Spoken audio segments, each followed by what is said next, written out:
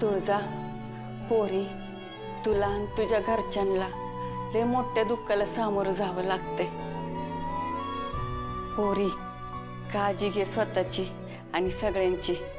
जे घडलं ते विश्वास ठेवण्यासारखं नाही. शालनताई लय मोठ्या मनाची ती. घरी आलेल्या माणसाला कधी रिकामी हाती पाठवत नव्हती.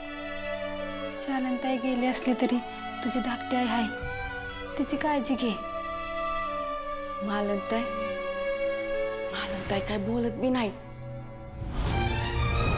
आपला माणूस गेला ना त्याचं दुःख साधं नसतं.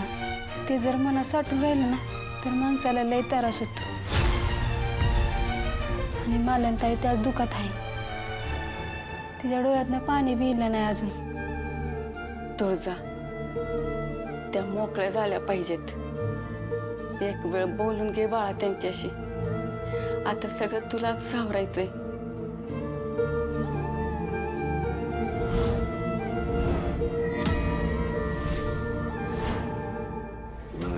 नाही, या सूर्यांचा मोबाईल मधला मेसेज वाचला तर सगळेच मुसळ केरात जायचं.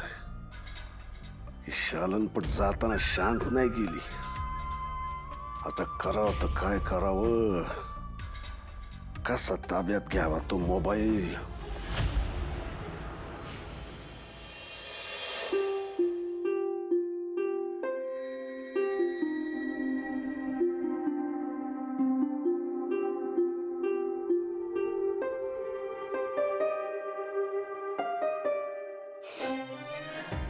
आई, तू गडावर पण अशीच होतीस आणि तिथून आल्यावर पण तू अशीच आहेस का? आईच्या शेवटच्या क्षणी पण काहीच बोलली नाहीस तू. फक्त बघत राहिलीस तिच्याकडे. काय झालंय, काय घडलंय मला सांग ना ग. मला कसलाच अंदाज येत नाहीये. पण तू तिथे होतीस ना, काहीतरी बघितलं असेल ना तू. म्हणजे तू काहीतरी सांगू शकतेस. मग सांग ना, काय झालं होतं तिथे? छोटी आई बोल ना ग. आई, तुला कळत का नाहीये? माझं तर मन तारावर नाहीये ग. मी हवा असेल तर हात जोडते तुझ्या पुढे, पाया पडते, पण आता तरी पाजर फुटू दे ना ग तुला. सांग ना मला, काय झालं होतं? असं कसं गड चढता चढता काठावर गेला होता तुम्ही? आणि आईचा पाय कसा घसरला? मुळात आई काठावर गेलीच का होती?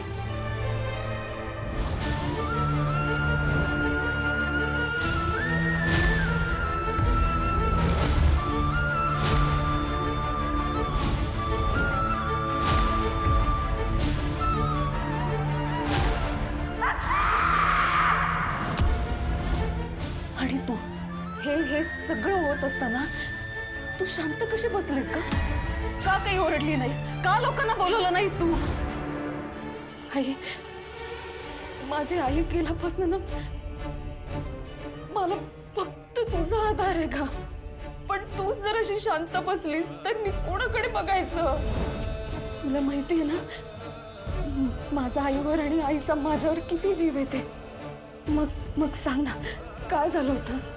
काय घडलं होतं तिथे नेमकं? बोल ना ग प्लीज. काहीतरी सांग मला. छोटी आई बोल ना ग. हे बघ, तिथे ना फक्त तू एकटी होतीस. त्यामुळे नेमकं काय झालं, कसं झालं हे तुला नक्कीच माहिती असणार आहे. आणि तरी तू मला सांगत नसेल ना, तर मग कसं आई म्हणू मी तुला? सांग मला तूच. मी माझ्या आईला गमावलंय ग, पण तू तुझी मुलगी गमवू नकोस एवढंच सांगते मी तुला. हे बघ, आज ना उद्या लोक तुला नको ते प्रश्न नक्कीच विचारतील, तुझ्यावर संशय घेतील. त्यापेक्षा ना आत्ता काय ते बोल आणि मोकळी हो. बोल.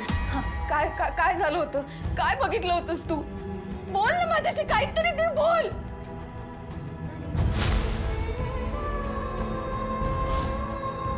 तुला बोलायचंच नाहीये का? बोलता येत नाहीये तुला?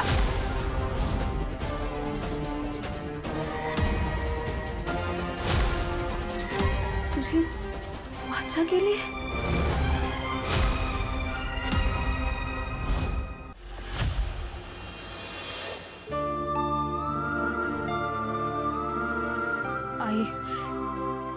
कायमची सोडून गेलीस मला आणि छोट्या आईला पण आता काही बोलता येत नाहीये. आईच असं झाल्यामुळे वाचा गेली असणार आहे तिची. आईला पाय घसरून पडताना बघितलं असेल तिने म्हणून धक्का बसला असणार आहे तिला. पण आता नेमकं काय झालं, ती दरीत कशी पडली हेही तिला आता विचारता येणार नाही. तिच्याकडे बघून ना असं वाटतं की तिला काहीतरी सांगायचंय, काहीतरी बोलायचंय तिला. पण वाचा गेल्यामुळे तिला काहीच बोलता येत नाहीये. खरंच आईचा पाय घसरून पडली म्हणून धक्का बसला असणार आहे का तिला? दुसरं कशाचं बसणार? शालनात्याने आणि मालनात्या नुसत्या सवती नव्हते, त्या बहिणीसारख्या होत्या. त्या कायम एकमेकींचं मन जपायचे, कायम एकमेकांना सांभाळून घ्यायचे, कायम सावलीसारख्या एकमेकांच्या सोबत असायचे. आता मालनात्याची सावलीच तिच्या डोळ्यासमोर सोडून गेली म्हणल्यावर तिला धक्का तर बसणारच ना. पण मालनात्या एवढी लांब थांबली असताना शालनात्या त्या टोकावर गेली का असेल? तिथनं पडली कशी काय ती? नक्की काय घडलं असेल तिथं? तेच तर कळत नाहीये मला.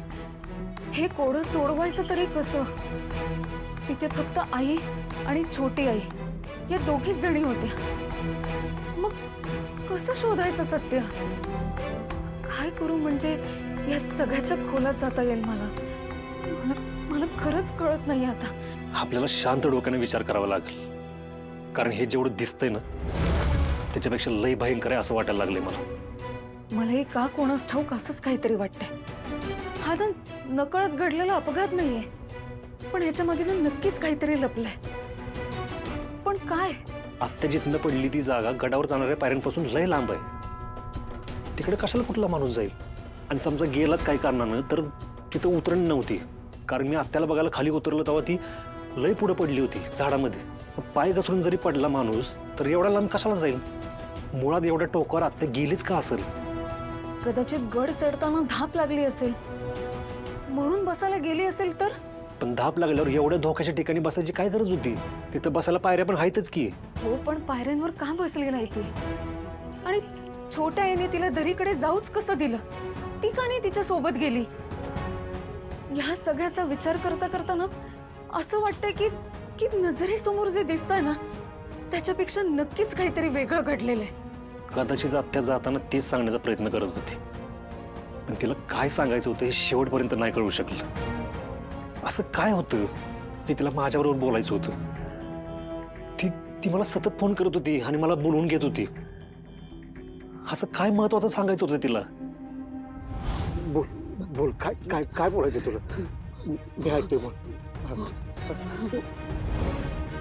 ती सारखं सारखं मला फोनचा काय इशारा करत होती?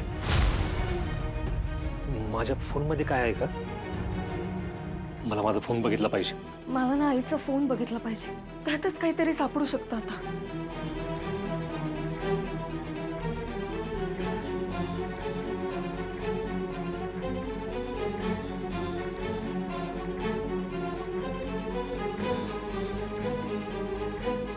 कुठं ठेवलाय फोन मी? सका मामानं मागेल्यानंतर मी खिशात ठेवला फोन, सरळ घरी चाललो. मग घरी आल्यानंतर कुठं ठेवला?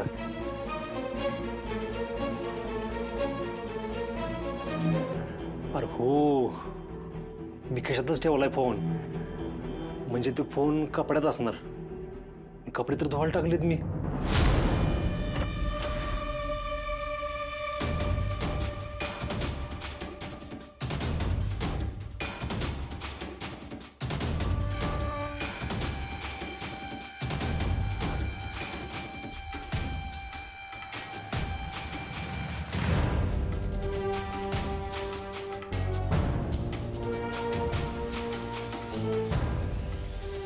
ह्याच्यातच ठेवला होता मी.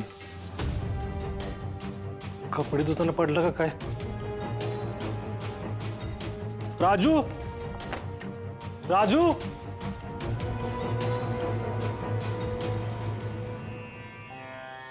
मला चांगलंच आठवतंय.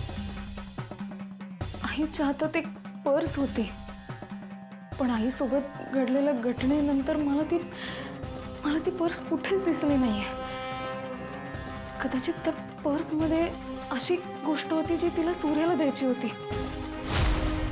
नाही नाही, ती पर्स मला शोधायलाच हवी.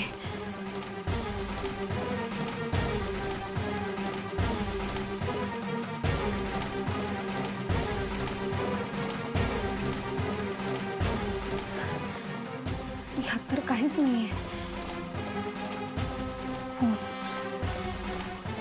आई आई फोनकडे इशारा करत होती. फोन पण नाही यामध्ये. कुठे असेल तिचा फोन?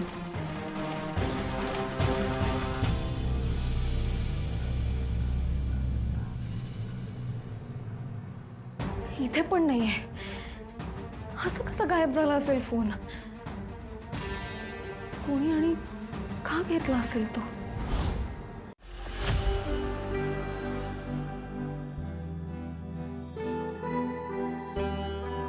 तेजू.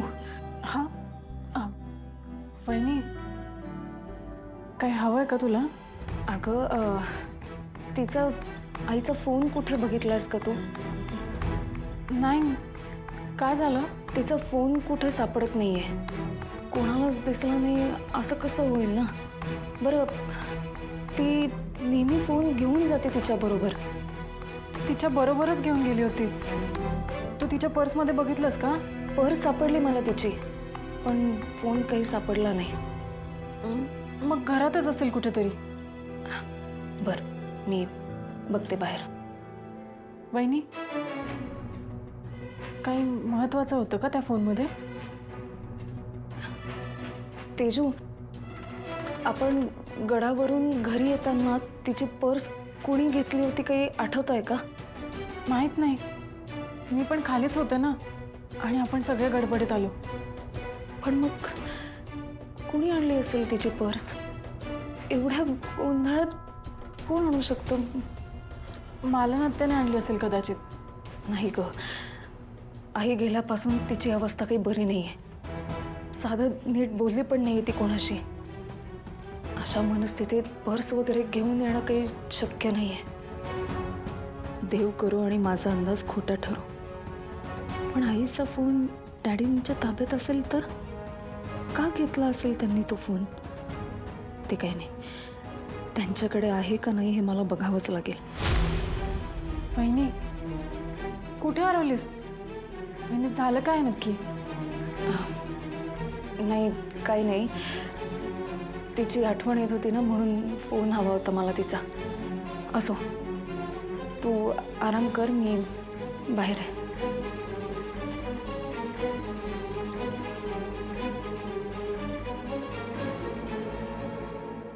काय झालं दादा? कपडे तू धुतली का? हा, मीच धुतले. काय झालं? माझा फोनच घावणं झालाय. त्या धुवायला टाकलेल्या कपड्यामध्ये होत. मला सापडलाय, मी ठेवलाय. देऊ का? दे लवकर.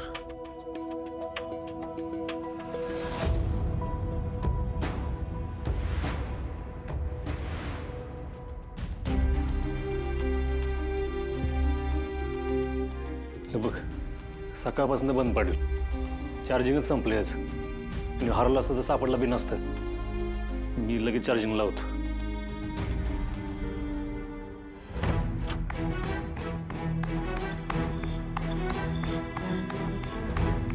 आई शेवटच्या क्षणी फोनकडे इशारा करत होती.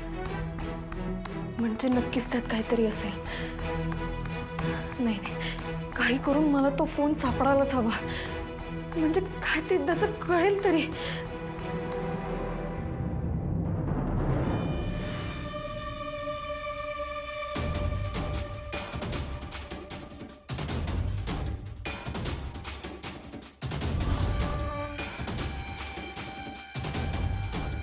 आईचा फोन.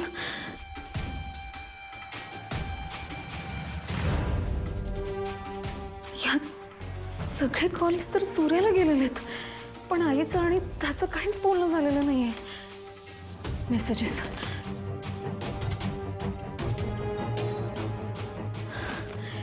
मेसेजेस पण नाही आहेत. मग आई फोनकडे काही इशारा करत होती.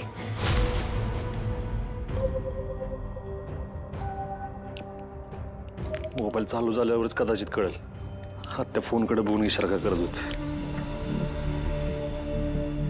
जाऊ बापू. डॅडी आता इथं काय करतात?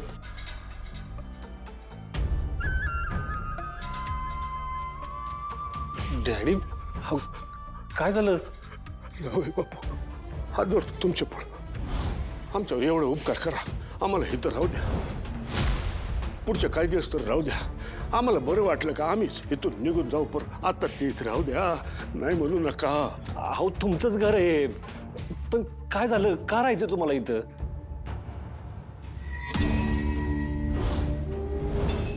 डॅडी अहो काय झालं नक्की सांगाल का मला? हे बघा, तुम्हाला इथं राहायला मी नाही म्हणत नाही, पण का तुम्हाला राहायचं इथं? काय सांगायचं जवळ बापू. त्या घराच्या काना कोपऱ्यात आम्हाला त्यांचाच भास होतो. जिकडं बघावं तिकडं त्याच दिसतात आम्हाला. त्या घरात त्या भरून उरल्या तो जावय बापू.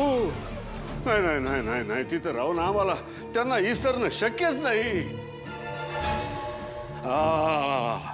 आणि तू त्यांच्यासाठी बाहेर ठेवलेला दिवा, तो बघून आम्ही त्यांच्या आठवणीत अजून जळतो.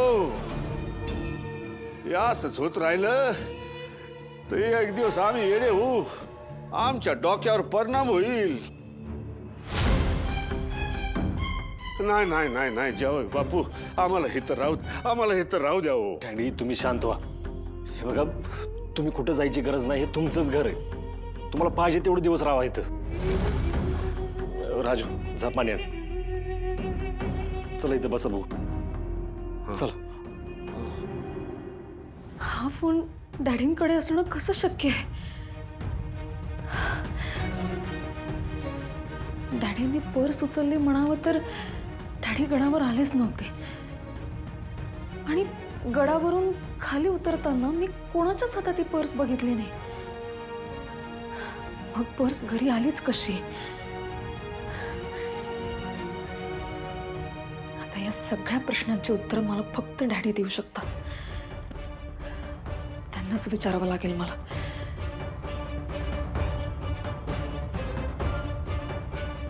पण डॅडी इथे नाहीये तर मग गेले कुठे ते? बाहेर असतील कदाचित. आता त्यांच्याशीच बोलावं लागेल मला.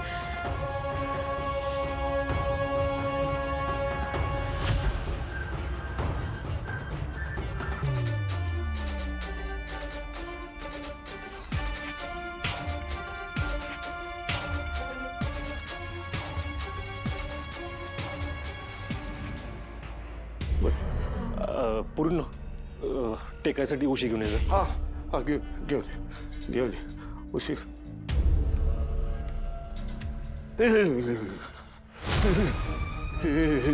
जावय बापू, हे पाहिलं का? हे आम्हाला टेन्शन आलं का? हे असं साखर कमी होती आमची ना, आम्हाला अशी कलकली भरते आणि असं अंग थरथरायला लागतं आमचं. आम्हाला थोडी साखर देता का? हा आणतो. जा आम्हाला साखर घेऊन थोडी साखर.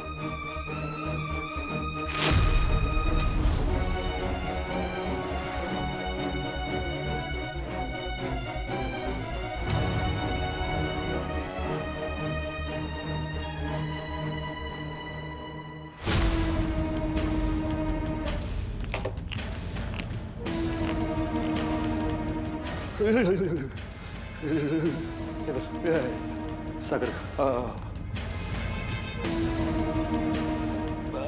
2-4 चमचे अजून घ्या म्हणजे बरं वाटेल तुम्हाला.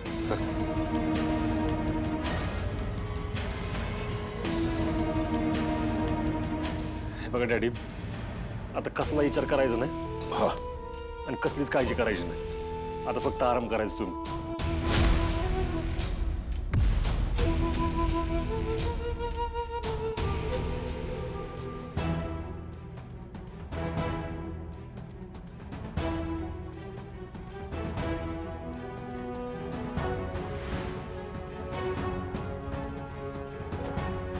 सगळीकडे शोधलं पण डॅडी कुठेच दिसत नाहीये. कामासाठी बाहेर गेले असतील का? पण अशा परिस्थितीत कसलं आलंय काम? डॅडींची गाडी पण कुठे दिसत नाहीये. घरात एवढं सगळं झालं असताना एवढ्या रात्रीचं कुठे गेले असतील डॅडी, आणि ते कोणाला न सांगता.